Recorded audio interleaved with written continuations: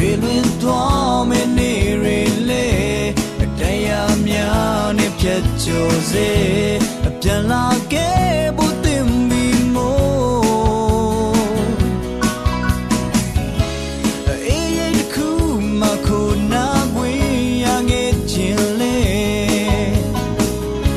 အေးမြရဲ့ဘယ်မှာရှိမလဲတကယ်ဆို